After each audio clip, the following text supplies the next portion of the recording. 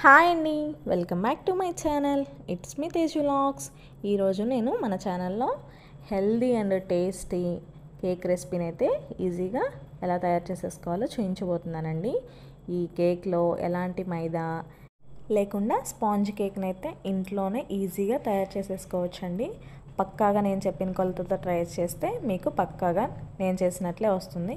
ఇప్పుడు ముందుగా ఒక కళాయిని పెట్టేసుకొని అందులో సాల్ట్ ఉంటే సాల్ట్ వేసేసుకోండి, లేకుంటే మీ దగ్గర ఇసుక ఉంటే ఇసుక కూడా వేసేసుకోవచ్చు. నేను సాల్ట్ని యూజ్ చేస్తున్నానండి.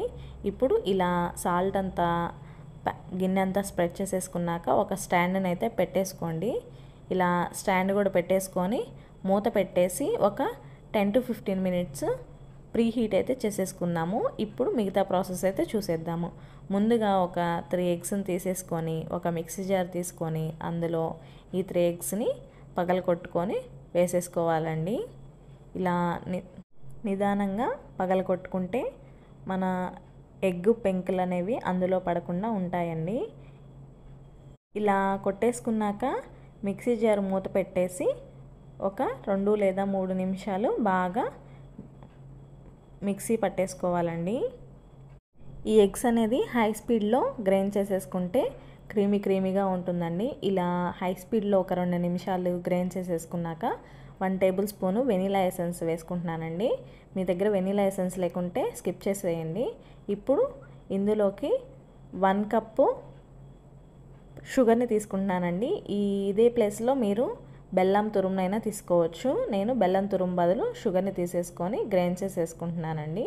ఒక 3-4 నిమిషాలు గ్రైండ్ చేసేసుకుంటే టెక్స్చర్ అనేది క్రీమీగా ఉంటుంది. ఇప్పుడు మనం ఒక బౌల్ తీసేసుకొని ఈ మనం గ్రైండ్ చేసుకొని పెట్టుకున్న మిక్చర్ని అయితే ఇందులో వేసేసుకోవాలి. చూడండి, చూస్తుంటేనే ఈజీగా అర్థమైపోతుంది, క్రీమీగా ఉంది.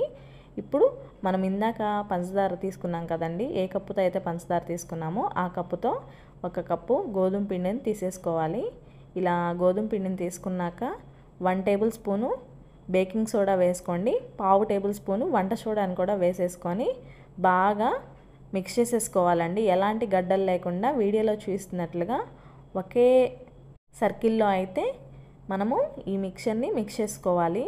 మీరు యాంటీ క్లాక్ వైజ్ కనుక చేస్తే మనకి కేక్ అనేది పర్ఫెక్ట్గా రాదండి. ఇలా వీడియోలో చూస్తున్నట్లుగా ఎలాంటి గడ్డలు లేకుండా క్రీమీ టెక్స్చర్ వచ్చేంత వరకు ఒక 4-5 నిమిషాలు బాగా విస్కర్తో ఇలా కలిపేసుకోవాలండి.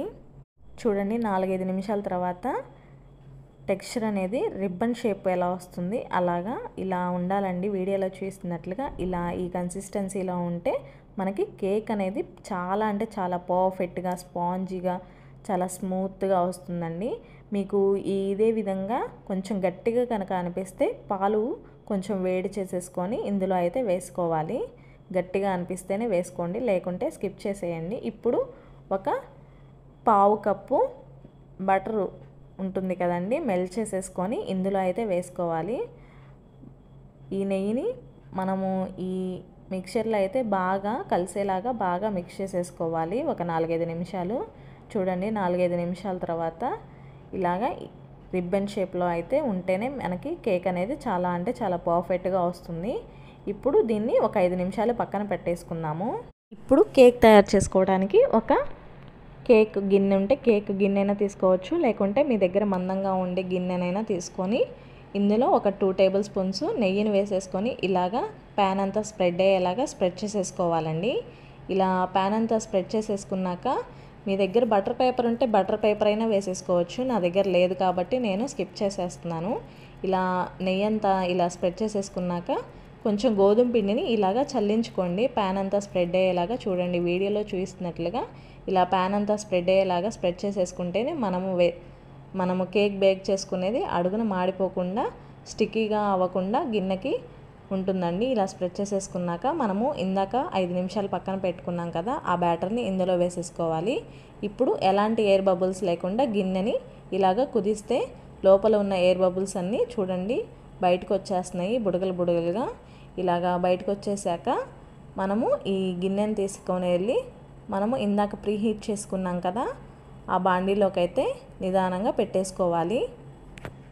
ఇలా పెట్టేసేసుకొని మూత పెట్టేసి మూత పైన ఏదైనా బరువైంది ఉంటే బరువైంది పెట్టేసుకోండి, ఆవిరి అనేది పోకుండా ఉంటుంది. ఇప్పుడు హాఫ్ అన్ అవర్ మీడియం ఫ్లేమ్లో పెట్టుకొని కుక్ చేసేసుకోవాలి. చూడండి నేను పైన ఒక రోల్ని అయితే పెట్టేసుకున్నాను ఎలాంటి ఆవిరి పోకుండా. ఇప్పుడు మంటని మీడియం ఫ్లేమ్లో పెట్టేసుకొని హాఫ్ అన్ అవర్ అయితే కుక్ చేసుకోవాలి. చూడండి ఇప్పుడు మీకు హాఫ్ అన్ అవర్ తర్వాత నేనైతే కేక్ ఎలా ఉందో చూపిస్తున్నాను. చూడండి ఒక 70% అయితే నాకు కుక్ అయినట్లు అనిపిస్తుంది కేక్. మరలా మనము మూత పెట్టేసి మూత పైన ఒక బరువుగా పెట్టేసుకొని ఇప్పుడు లో ఫ్లేమ్లోకి అడ్జస్ట్ చేసేసుకొని ఒక 10 మినిట్స్ అయితే కుక్ చేసుకోవాలి. 10 మినిట్స్ తర్వాత చూడండి నేను కేక్ అయితే ఓపెన్ చేసి చూపిస్తున్నాను. కేక్ కుక్ అయిందో లేదో ఒక నైఫ్తో కట్ చేసుకొని చూస్తే కేక్ అనేది మనకి స్పూన్కి అంటుకోకుండా ఉన్నట్లయితే కేక్ అయితే రెడీ అయిపోతుంది. ఇప్పుడు బాగా చల్లారేంత వరకు పెట్టేసుకోవాలి. ఒక 20 మినిట్స్ చల్లారేంత వరకు పెట్టుకున్నాక ఇప్పుడు చివర్న చుట్టూరు ఇలా నైఫ్తో ఇలాగా కట్ చేసేసుకుంటే మనకి కేక్ అనేది ఈజీగా ఊడైతే వస్తుందండి. ఇప్పుడు మనము ఒక ప్లేట్ తీసేసుకొని గిన్నెని ఇలాగా బోర్లిచ్చేసుకొని ఒకసారి చేత్తో ఇలాగా కొట్టేస్తే వెంటనే కేక్ అనేది ఊడేస్తుందండి. చూడండి అలా కొట్టి ఒక 2 నిమిషాలు కొట్టంగానే కేక్ అనేది ఊడేసింది. చూడండి ఎంత పర్ఫెక్ట్గా అయితే వచ్చిందో. ఇప్పుడు ఈ కేక్ని మనము పైన గార్నిషింగ్ కోసం కొంచెం బాదాం, జీడిపప్పు, ట్యూటీ ఫ్రూటీ పీసెస్ అన్నీ కట్ చేసేసుకొని వేసుకున్నానండి. ఇది పూర్తిగా ఆప్షనల్, నేను వీడియో కోసం వేస్తున్నాను. ఇది మీరు స్కిప్ చేసేసైనా ఈ కేక్ని తినేసేయచ్చు. ఇలా అంతా గార్నిషింగ్ చేసేసుకున్నాక లాస్ట్లో కొంచెం ట్యూటీ ఫ్రూటీ ముక్కలు ఉంటాయి కదా, అవి వేసుకున్నానండి. ఇప్పుడు మనము ఈ కేక్ని అయితే కట్ చేసేద్దాము. చూడండి ఇలాగా నైఫ్తో తీసుకొని కట్ చేసి చూపిస్తాను మీకు. స్పాంజీ లాగా వచ్చిందండి ఈ కేక్ అయితే. టేస్ట్ కూడా అద్భుతంగా ఉంది. ఒకసారి మీరు కూడా ట్రై చేయండి. చూడండి ఈ healthy and tasty sponge cake అయితే ఇంట్లో కూడా ఈజీగా తయారు చేసుకోవచ్చు. ఇదే ప్రాసెస్లో మీరు బర్త్డే కేక్స్ కూడా తయారు చేసేసుకోవచ్చు అండి. Vanilla cake, strawberry cake, butter scotch cake, అలా ఇదే ప్రాసెస్లో నేను చెప్పిన విధంగా చేసుకుంటే టేస్ట్ అనేది పర్ఫెక్ట్గా వస్తుంది. చూడండి ఎంత స్పాంజీగా ఉందో. చూసారు కదా గోధుమ పిండి కేక్ని ఇంట్లోనే ఈజీగా ఎలా తయారు చేశానో. పక్కాగా మీరు కూడా మీ ఇంట్లో తయారు చేసి మీ పిల్లలకైతే ఇలా చేసి పెట్టండి. చాలా అంటే చాలా ఇష్టంగా తినేస్తారు. మనము ఇదే ప్రాసెస్లో మైదా పిండితో కూడా చేసుకోవచ్చండి. నేను హెల్దీగా ఇంట్లో మా పిల్లలకి హెల్దీగా ఉండాలని చెప్పేసి నేను గోధుమ పిండితో అయితే ట్రై చేశాను. మరి ఇంకెందుకు ఆలస్యం, ఈ రెసిపీ కనుక మీకు నచ్చితే మీ ఫ్రెండ్స్ అండ్ ఫ్యామిలీ మెంబర్స్కి కూడా షేర్ చేసి నా ఛానల్ని లైక్ చేసి సబ్స్క్రైబ్ చేసేసుకోండి. మరొక మంచి రెసిపీతో అయితే మీ ముందరికైతే వచ్చేస్తాను. ఇలాంటి మంచి రెసిపీస్ కోసం నా ఛానల్ని సబ్స్క్రైబ్ చేసేసుకోకపోతే సబ్స్క్రైబ్ చేసేసి మీరు సబ్స్క్రైబ్ చేసేసుకుంటేనే కదా నేను పెట్టే ప్రతి ఒక్క వీడియో మీకు నోటిఫికేషన్ అనేది వస్తుంది. మరొక మంచి రెసిపీతో అయితే మీ ముందరికైతే వచ్చేస్తాను. ఉంటాను. Bye bye.